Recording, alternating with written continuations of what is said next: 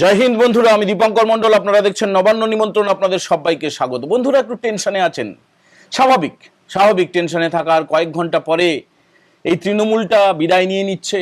রাজ্যের যিনি মুখ্যমন্ত্রী, প্রয়াত না প্রাক্তন মুখ্যমন্ত্রী হয়ে গেছেন, প্রাক্তন, অফিসিয়ালি প্রাক্তন হয়ে যাবেন। আগামীকালকেই তিনি লোকভবনে গিয়ে তাকে পদত্যাগপত্র দিতে তিনি বাধ্য হবেন। আর বেশ কিছু যারা যারা টিকিট কেটে ফেলেছিল, বেশ কিছু টিকিট আটকে গেছে, মানে যারা যারা যেখানে যেখানে যাওয়ার কথা ছিল ভিসা আটকে গেছে এবং তারা খবর পেয়ে গেছে যে তাদের টিকিট কাটার খবরটা বাইরে চলে এসছে, সেই কারণে ব্লক হয়ে যাচ্ছে। আপনারা ভরসা করুন, আপনাদের যাদেরকে আটকাতে চান তারা বাইরে যেতে পাচ্ছেন না, মানে ভাইপো বাইরে যেতে পাচ্ছেন না, ভাইপোকে থাকতে হচ্ছে আগামীকালকে। এবং আগামীকাল থেকে শুরু করে এক সপ্তাহের মধ্যে যতগুলো তৃণমূলের অবৈধ পার্টি অফিস আছে, মানে কারো কারো জমি দখল করে পিডব্লিউডির জায়গায়, বিভিন্ন জায়গায় সিপিএম এর পুরনো পার্টি অফিসগুলোকে দখল করে যে পার্টি অফিসগুলো ছিল অবৈধভাবে, অনৈতিকভাবে, সেগুলো মুছে যাচ্ছে এক সপ্তাহের মধ্যে মুছে যাচ্ছে। আচ্ছা, আপনারা অনেকে যারা একটুখানি টেনশন করছেন তারা ঘটনা প্রবাহের দিকে চোখ রাখুন। কালীঘাটের ওসি গৌতম দাসকে সরিয়ে করা হয়েছিল চামেলি মুখোপাধ্যায়কে। যেই জানতে পেরেছে চামেলি মুখোপাধ্যায় একজন পা চাটা, চটি চাটা, অনুপ্রাণিত, এবং তার বিরুদ্ধেই কেস রয়েছে, মানব গুহ কেস করে রেখেছে তার নামে, মেমারির বিজেপি প্রার্থী। তো সেই চামেলিকে সরিয়ে দিয়ে গৌতম দাসকে তো আগেই সরানো হয়েছিল, সেই আগ্নেয়াস্ত্র হাতে ছবি দিয়েছিল বলে, ডিসিপ্লিন রক্ষা করার জন্য। কিন্তু গৌতম বাবু খেলে দিয়ে চলে গেছেন কালীঘাট এলাকায় আর কি। ভবানীপুরে দিদিমণি হারছেন, পিসিমণি হারছেন, খালামণি হারছেন, আপুমণি হারছেন, যে রাজা নামে ডাকেন আপনারা। কালীঘাটের নতুন ওসি হচ্ছেন বলাই দাস। চামেলিকে সরিয়ে আবার বলাই দাসকে আনা হচ্ছে। আচ্ছা, ভারতে কোনো উদাহরণ আপনারা দেখেছেন? পুনর্নির্বাচন দেখেছেন? কয়েকটা বুথে হয়, একদম গোটা কনস্টিটিউয়েন্সিতে নতুন করে ভোট হয়। ফলতার কথা বলছি। গতকাল রাতে যখন আমরা এপিসোডটা তৈরি করছিলাম তখন এই আভাসটা আপনাদের দিয়েছিলাম, তখনও পর্যন্ত ইসিআই ঘোষণা করেনি, কিন্তু আমরা বলেছিলাম যে সমস্ত আসনে আবার নির্বাচন হতে পারে। পুরনো এপিসোডটা একটু দেখে নেবেন। তাই হয়েছে। রাতের দিকে ইলেকশন কমিশন অফ ইন্ডিয়া জানিয়ে দিয়েছে যে আগামী 21শে মে 185টা বুথে, মানে সবগুলোতে, ফলতার সব আসনে নির্বাচন হবে। তার ফল প্রকাশ করা হবে 24 তারিখ, 24শে মেতে।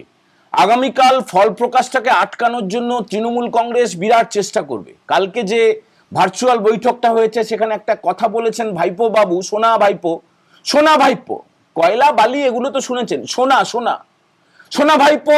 তিনি বলেছেন যে ঝান্ডার সঙ্গে আপনারা ডান্ডা নিয়ে যাবেন। মানে কি?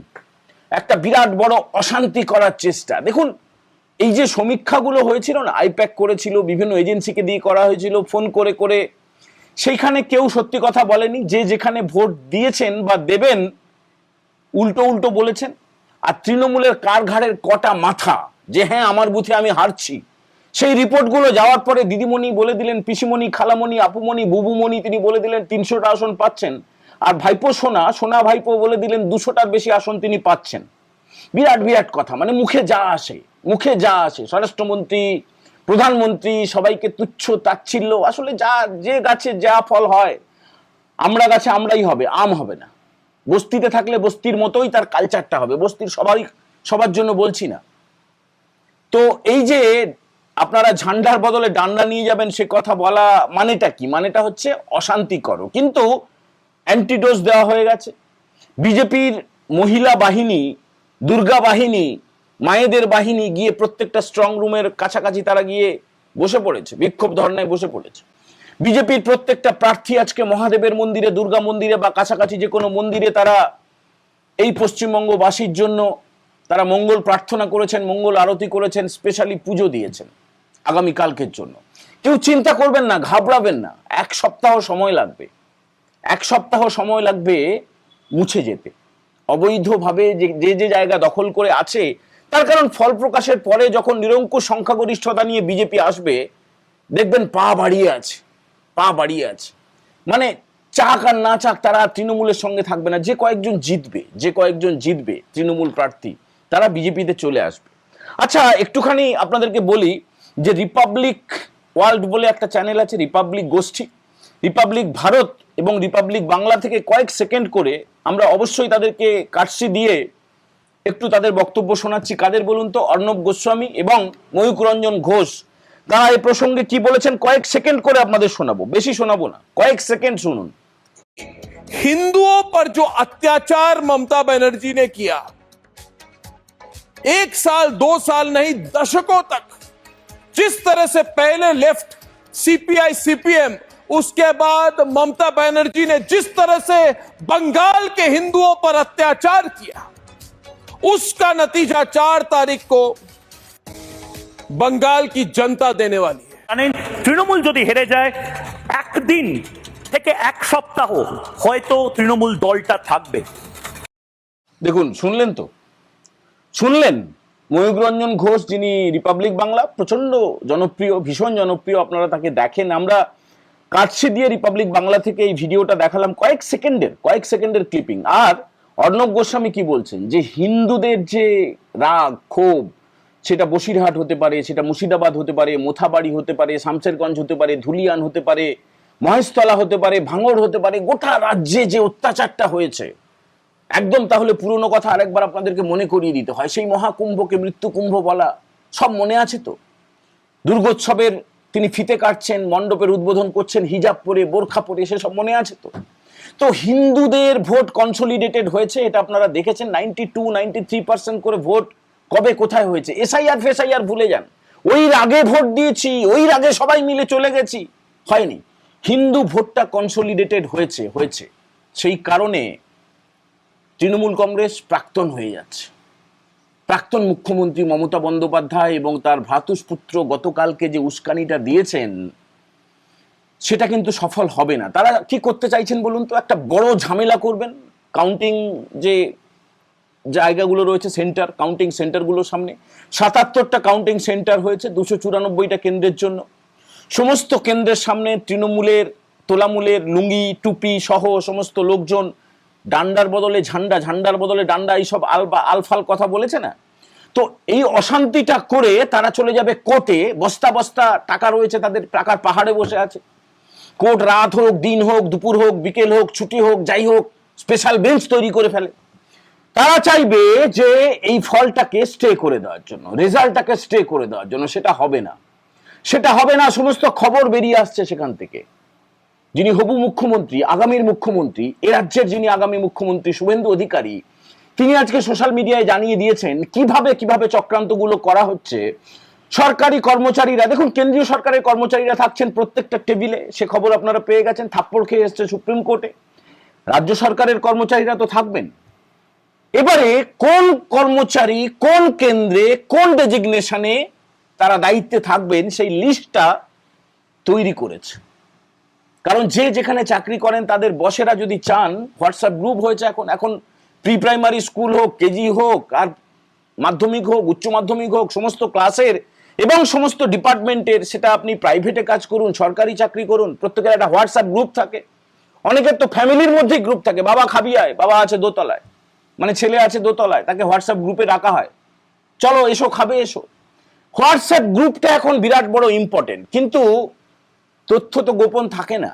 শুভেন্দু বাবু একদম স্ক্রিনশট দিয়ে তিনি দেখিয়ে দিয়েছেন যে কিভাবে এইভাবে ফাঁস হচ্ছে, ইলেকশন ডিউটির ইনফরমেশন কিভাবে ফাঁস হচ্ছে। ইলেকশন কমিশনে সেই অভিযোগ কিন্তু জমা পড়ে গেছে।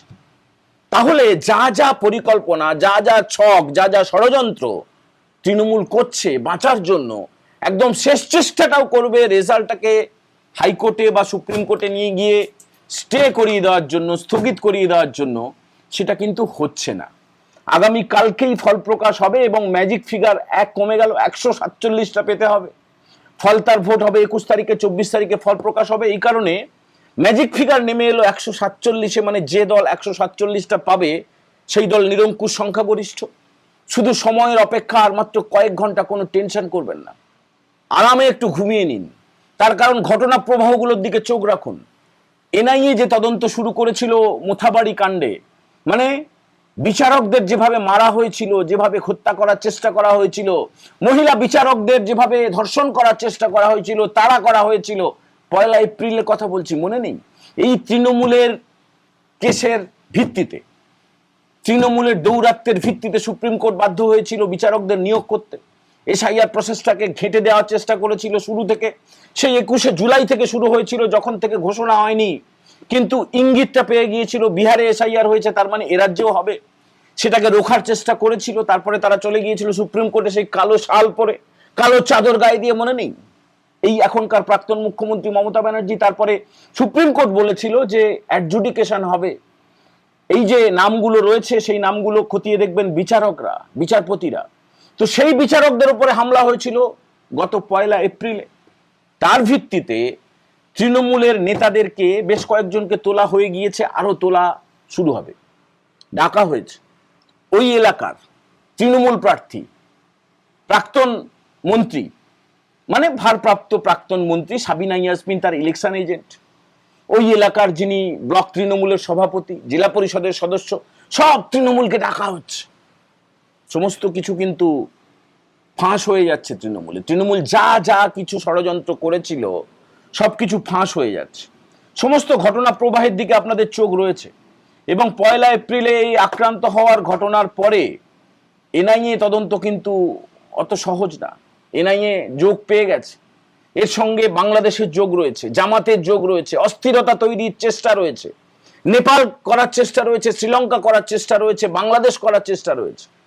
এই পশ্চিমবঙ্গ তাকে ভেঙে অন্য রাষ্ট্রের সঙ্গে মিশে যাও অথবা স্বাধীন রাষ্ট্র ঘোষণা করো, সেই রকম একটা চক্রান্তের হদিশ পাওয়া গেছে। আর এর ফলে কিন্তু সমস্ত বিপদে পড়ে যাচ্ছে এই ষড়যন্ত্রকারীরা। বন্ধুরা, আজকের এপিসোড কেমন লাগলো আপনারা কমেন্ট করার পাশাপাশি ভালো লাগলে বন্ধুদের সঙ্গে শেয়ার করতে ভুলবেন না। আর যারা প্রথমবার দেখছেন, নবান্ন নিমন্ত্রণ চ্যানেলটা সাবস্ক্রাইব করে দেবেন। পরবর্তী এপিসোডের আগে পর্যন্ত সবাইকে জয় হিন্দ, বন্দে মাতরম।